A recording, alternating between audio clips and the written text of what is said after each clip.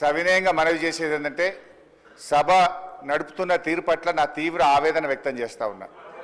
First క్వశ్చన్లో నేను చెయ్యెత్తితే మీరు సిగ్నేటరీ కాదు, మీకు మైక్ ఇవ్వమన్నారు.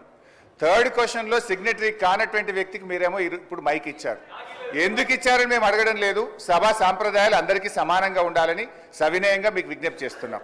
ఇకపోతే మా సీతక్క గారు ఒక మాట అన్నారు, నా పేరు తీసుకొని, మీరు అప్పుడే డబ్బులు ఇచ్చుంటే బాగుండేదని.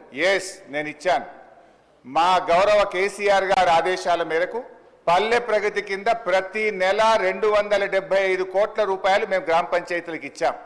పల్లె ప్రగతి ప్రారంభమైన తర్వాత 3,300 కోట్ల రూపాయలు 3,300 కోట్ల రూపాయలు మేము గ్రామ పంచాయతీలకు ఇచ్చాం.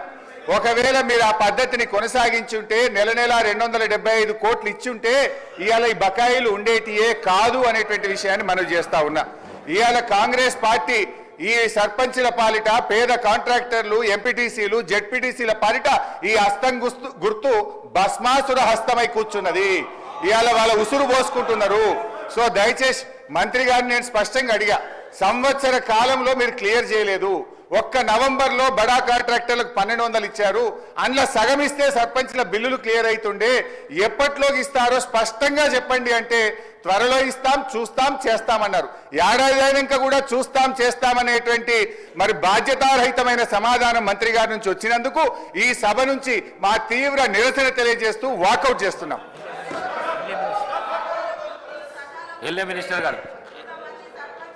మినిస్టర్ గారు అధ్యక్ష, గౌరవ సీనియర్ శాసనసభ్యులు హరీష్ రావు గారు మాట్లాడుతూ ప్రతి నెల